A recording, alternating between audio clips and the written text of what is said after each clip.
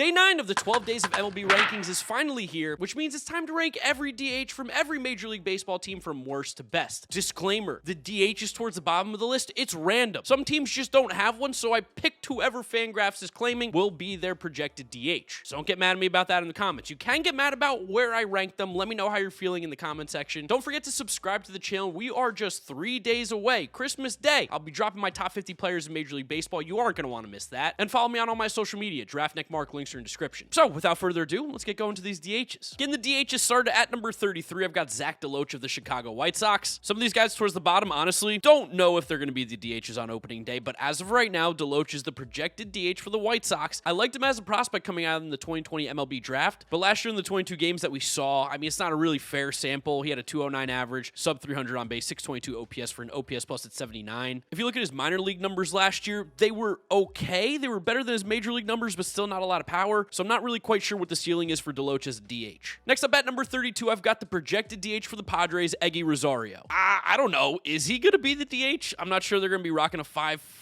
150-pound guy there, but as of right now, he's the projected DH. Weirdly, in 30 games last year, he actually did play well. 3 homers, 6 doubles, 6 RBIs. I mean, these stats are kind of funny to read out loud. A 286 on base, 814 OPS. We can't take those seriously. I will say Rosario in the minors has shown a little bit of pop. He hit 21 home runs last year in AAA with 19 stolen bases at 892 OPS. I don't really know what it's going to look like at the major league level for Eggy, but he definitely has a little bit more pop than you'd expect for a smaller guy. Just missing on the top 30 at number 31, you've got Davison De Los Santos of the Miami Marlins. I actually really like him at the DH position. Last year in the minors, he hit 40 homers, drove in 120, and finished with a 914 OPS. He's only 21 years old, so the power is legit good for Davison De Los Santos. It's just now he's on his third team in a couple years. No one's really been eager to get him to the majors despite the great numbers in the minors. I'm just going to kind of pump the brakes a little bit here in Miami. It's a big ballpark, but the power is legit disgusting. He's a strong human being, so I could see him hitting 20-plus homers this year. Getting the top 30 started at number 30, I've got Will Wagner of the Toronto Blue Jays. I don't know who to put for the Blue Jays. Will Wagner seems to be a guy that could be in this spot right now. And I mean, again, he was good in his little 24-game sample last year. 2 homers, 6 doubles, 11 RBIs, a 305 average, 337 on base, 451 slugging for a 788 OPS plus at 124. He can play a bunch of different positions. It seems like the DH for a lot of these teams towards the bottom is going to be used as more of a revolving door, and I imagine Will Wagner's part of that with the Blue Jays. Kansas City Royals projected DH comes in next at number 29, and that's Nelson Velasquez. Velasquez last year was their projected DH, and he kind of went off in the 40 games in 2023, but 2024 was a different story. He was awful in the 64 games he got a shot in, a 200 average, 8 homers, 8 doubles, 27 RBIs, a 640 OPS for an OPS plus at 78. They like to play Salvia a lot at the DH position, but it feels like right now, in a perfect world, Nelson Velasquez could be that guy for them. Okay, now a guy who I think is actually going to play DH at number 28, I've got Christian Encarnacion Strand of the Cincinnati Reds. I actually really like Christian Encarnacion Strand as a hitter. He's got some crazy power potential, and we saw a little bit of that in 60 games in 2023 where he hit 13 homers and finished with 805 OPS. But 24 was a different story. He dealt with an injury, just really wasn't great, and the injury was part of it. He struck out a ton, only hit 2 homers in 30 games, a 513 OPS. I don't know, we got to see him do a little bit more now consistently before I can rank him higher. Coming in at number 27, I've got Wilmer Flores of the San Francisco Giants. Similarly, I don't know who's going to play that position. I guess Wilmer is. He had a horrendously bad year last year. 71 games, again, wasn't fully healthy. 4 homers, 12 doubles, 26 RBIs, a 595 OPS. I think against left-handed pitching, he's good. He's had a couple good seasons in San Francisco before this. Love Wilmer Flores. Soft spot in my heart because he cried when he was on the Mets. But I don't know if you feel great with him being your everyday DH right now. Woof. Missing out on the top 25 DHs at number 26, Chris Bryant of the Colorado Rockies. Oh, Chris Bryant, what happened, buddy? He's only played in 117 games the last 2 years. Honestly, he's only played in 159 games over 3 seasons with the Rockies. 17 homers, 27 doubles, 60 RBIs with a 713 OPS, which gives him an OPS plus at 89. I can't put my faith in this guy anymore. When he plays, he's not great, and he's always hurt, so he's never really playing. It's so confusing, but I just can't rank him high anymore. Getting the top 25 started at number 25, I've got Kyle Manzardo of the Cleveland Guardians. Manzardo is a good hitter. I've liked what he's done in the minors. Last year was a bit of a weird season for him. He only played in 53 games, 5 homers, 12 doubles, 15 RBIs, with a 234 average, 282 on base, 421 slugging, and 703 OPS for an OPS plus is 97. So he was about a league average hitter in his rookie season. He hit significantly better at home than he did away, and that makes sense as a lefty. And the second half of the season was way better for him. That's where he had all his good numbers. So I think Manzardo can kind of push forward into the 2025 season and end up being a little bit of a breakout candidate for the Guardians. I mean, this one's legitimately funny. At number 24, Starling Marte of the Mets. Marte is going to be a part, again, of a revolving door of people used as a DH for the New York Mets next year. And when you take away his defense, which honestly was horrendous last year, just as a hitter alone, you don't really throw him high up on this list. Last 2 seasons played about 160, 170 games, and you're looking at like 12 homers, 20 doubles, 40, 50 RBIs, an OPS under 700. I liked Starling Marte as a player, but it feels like he's gotten old, and right now the Mets are just hoping that maybe moving him to the DH spot will allow him to get a little more power and a little more energy in his game. But, I mean, I don't know, 24, whatever. For the 23rd DH in today's video, I've got Stone Garrett of the Washington Nationals. Now, I legitimately think Stone Garrett will play DH for them this year. He played in 89 games back in 2023. He missed basically all of last year with an injury. 9 homers, 17 doubles, 40 RBIs. He hit 269 with a 343 on base, 457 slugging for an 801 OPS plus at 121. He hits the ball extremely hard, hits it in the air. He's a freak athlete. I really like the build of Stone Garrett. Now, can he do it consistently over a full season? That's yet to be seen, which is why he's still outside the top 20. A couple big drops coming up here. At number 22, I've got Mitch Garver, who was ranked 7th going into the season last year. Got to drop him to 22. It looks like hitting in Seattle might be affecting Mitch Garver because he's had the worst season of his entire career. 114 games, 15 homers, 17 doubles, 51 RBIs. Doesn't sound bad, but it doesn't sound great. And then you see a 172 average, 286 on base, 341 slugging for a 627 OPS and OPS plus at 85. They got to change the batter's eye in Seattle. Everybody goes there, hits worse. Mitch Garver just did it, and until he proves that he can hit in Seattle, I can't put him in the top 20, even though I think he could be a top 20 player on any other team. And then just missing out on the top 20 at number 21, the biggest drop in today's video, JD Martinez. Martinez is not currently signed to a team. I think he'll end up finding his way onto a roster by spring training. While last year he was great for the Mets in the first half, the second half of the season, he just looked like an old man, didn't really have the power, didn't really have the pop. And I think now he is more valuable almost as a bench bat and a guy who can help with teaching these guys hitting like he did with Mark Vientos rather than playing every single day. He finished with 16 homers last year, which was a career low, or at least the lowest since his Houston days back in 2012. 235 average, 320 on base, 406 slugging for a 725 OPS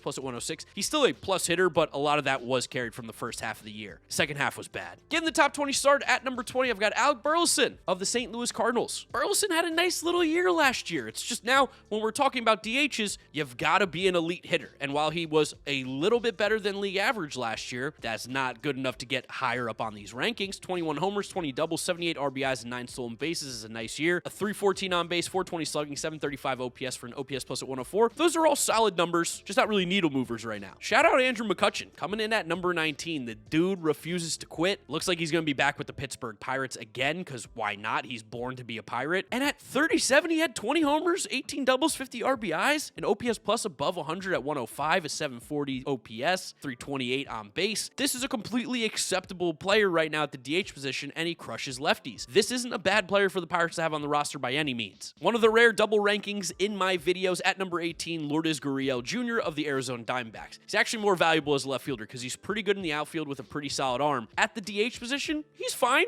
109 OPS plus. I don't think he will be the DH going into the season just because the Diamondbacks need to get another bat. And again, he's more valuable in the outfield than he is at the DH spot. But a 109 OPS plus, 18 homers, 22 doubles, 75 RBIs, that will play out of this position. They had Jock Peterson last year. I wouldn't be surprised if there's a reunion coming there soon. Right about the halfway point here at number 17, I've got Masataka Yoshida of the Boston Red Sox. Yoshida's actually a nice little hitter. He just doesn't have enough power to make me excited at the DH position. And we've now seen that he's going to be like a 15 homer, 30 double a year guy with around a 340, 350 on base, 760 to 780 OPS, and OPS plus around 110. He's 10% better than league average. He has a good eye. He doesn't strike out. He's a really safe player to have on your team because you know what you're going to get, and it's going to be above league average at the plate. All right, let me give you a crazy name here. At number 16, I've got Jonathan Aranda of the Tampa Bay Rays. So I wasn't really that hip to the kind of player that Jonathan Aranda was before I looked at his Baseball Savant to do these rankings, and I'm completely in. Now, granted, it was in a tiny sample size last year, 44 games.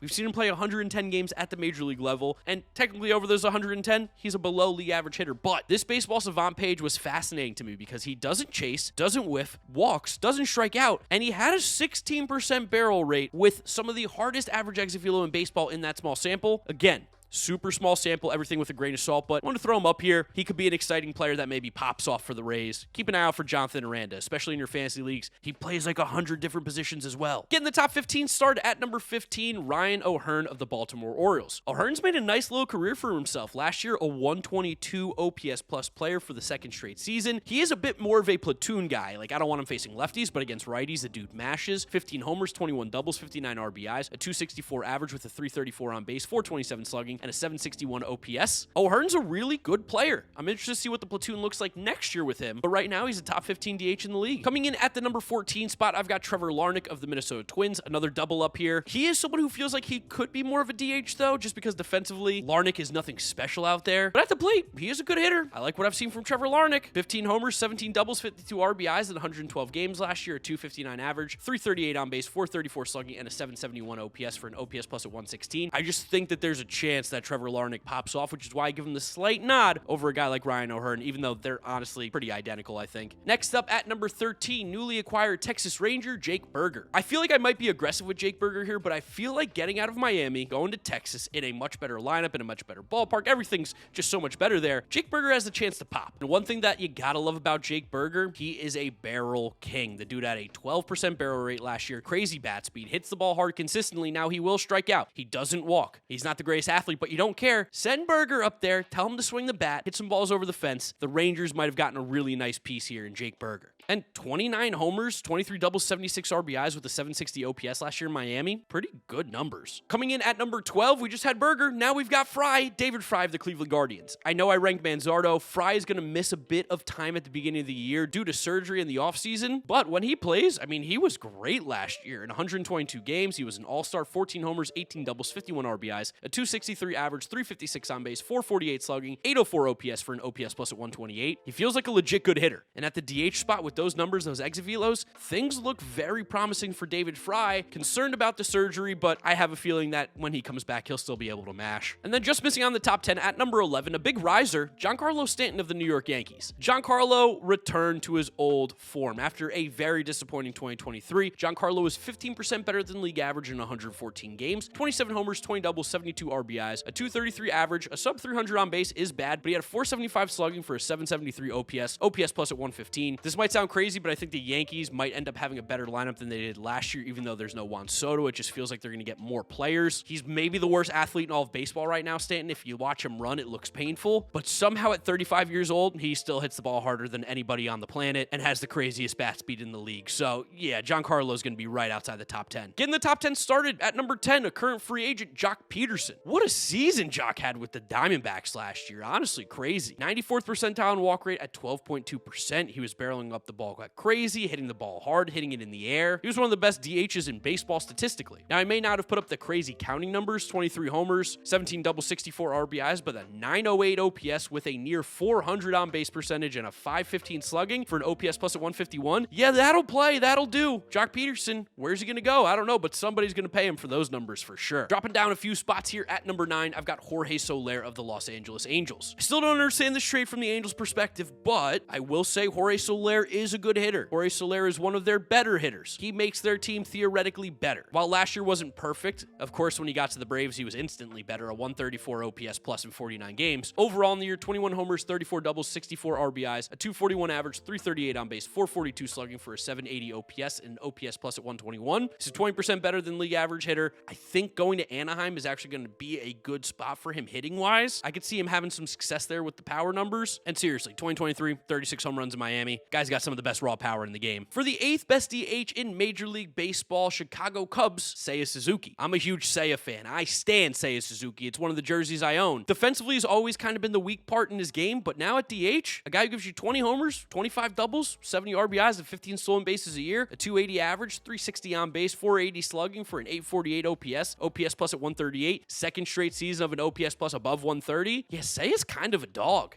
This dude's a really good player. Cubs sneaky good offense next year. Next up, at number 7, I've got Christian Yelich of the Milwaukee Brewers. Looks like Yelich is just going to be a DH now. I am a little concerned because his back keeps acting up. I thought we were seeing the return to grace, though, from him last year. In 73 games, he had 11 homers, 12 doubles, 42 RBIs, and 21 stolen bases, hitting .315 with a .406 on base, .506 slugging, .909 OPS for an OPS plus at 151, the highest of his career since his prime with the juice balls. He looked like he was back, but then the back tightened up. He missed some time. I just want this guy to be healthy because when he's on the field and right, he is an awesome hitter and super fun to watch play. Brewers could really use him too. Just missing on the top 5 at number 6, Detroit Tigers DH Kerry Carpenter. Throw some respect on Kerry Bonds. This dude is a dog. He's a ball player and he rakes. He's just got to be on the field a little bit more. Last year, he put up a 159 OPS plus, 18 homers, 16 doubles, 57 RBIs in 87 games. Like, get out of town. A 284 average, 345 on base, 587 slugging for a 932 OPS in Detroit. This is one of the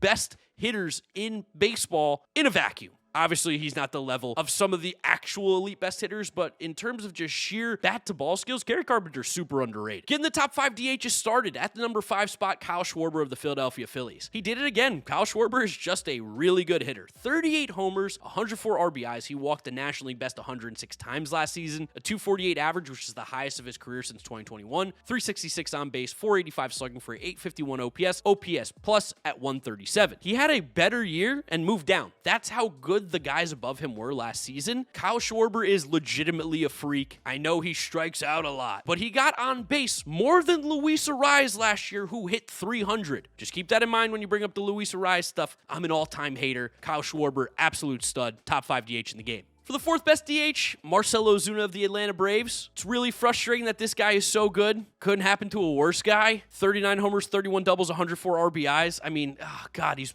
really, really good. He finished 4th in the MVP voting. A 302 average, 378 on base, 546 slugging, 925 OPS for an OPS plus at 154. Second straight season of an OPS plus above 140. I mean, he's just really good. I don't love saying great things about this guy, but on the field, the dude absolutely mashes, crushes baseballs. Kept the Braves afloat pretty much the entire season. Big jump up here. 11 spots at number 3. Throw some respect on Brent Rooker's name of the Oakland A's. Brent Rooker is a dog, a second straight year of being awesome. And honestly, 2024 was incredible. He finished 10th in the MVP voting in the American League on the Oakland A's. But when you hear the numbers, it's hard not to recognize how good this dude is. 39 homers, 26 doubles, 112 RBIs, and he stole 11 bases. 293 average, 365 on base, 562 slugging, 927 OPS, OPS plus at 165. Gosh, Brent Rooker's so good. He might put up some crazy numbers in that minor league ballpark they're playing in next year in Sacramento. Oh, I called him the Oakland A's again. I just realized. This is a dude with 40 home run potential and maybe in a minor league ballpark, even 50.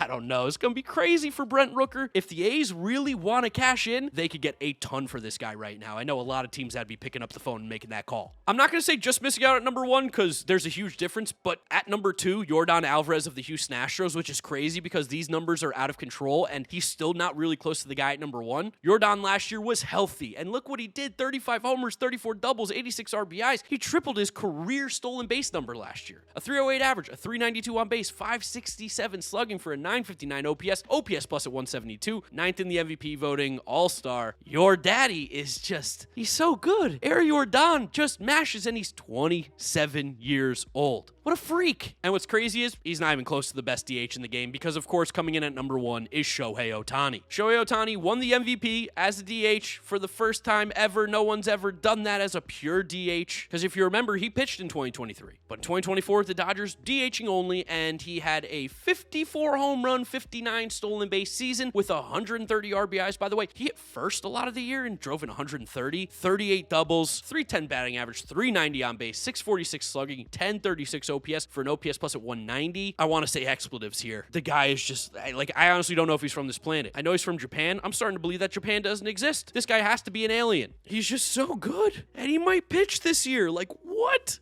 Shohei Ohtani, best DH in the game. Let's end the video here. So there they are, my DH rankings. It gets loaded towards the top and it stinks at the bottom. I'd love to know what you think about my rankings down in the comment section below. Who do you agree or disagree with? Drop a like on the video if you enjoyed, as well as subscribe so you don't miss out on any of the content coming at you. Follow me on all my social media, GiraffeNeckMarc. Links are in the description. And that's where I'll wrap it up, guys. You know the drill from here on out. YouTube recommends you watch this video. This is my most recent upload, so click through those if you have not yet seen them. Thank you guys for watching and the amazing sport. 3 days left. I hope to see you for the rest of them. Peace out.